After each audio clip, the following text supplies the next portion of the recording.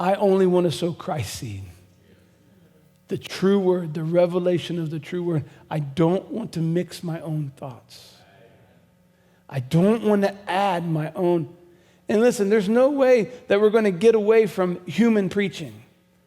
And that's called the foolishness of preaching, because it is absolutely foolish. If there's any way to make something bad, ineffective, broken, and prone to failure, is put it in humanity. I mean, tell me which corporation runs perfect, which government entity runs perfect, which home runs perfect, which one of you are perfect?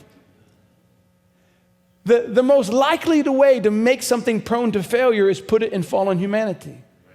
Put it in their hand. But yet God has put preaching of the word. He's put himself on partnership with man, and he's made preaching of the word his method, and we can't get away from that. But yet it's prone to failure.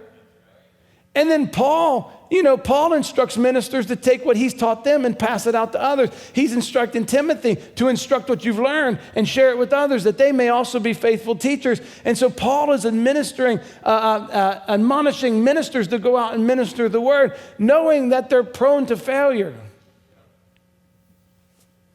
And you know what? They're supposed to preach what Paul preached. Is that what Brother Branham preached? He preached what Paul preached.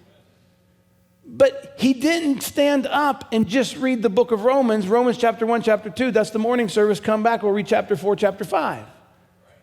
He preached what Paul preached, but he preached, amen, by inspiration through a human vessel, the Spirit of God working, and it was prone to failure, amen, but he was preaching what Paul preached. And now to preach the message is not just to stand up and read a list of quotes, say amen, and we all sit down, because I'm so afraid of failing that all I can do is say verbatim what the prophet said and nothing else. That's not preaching.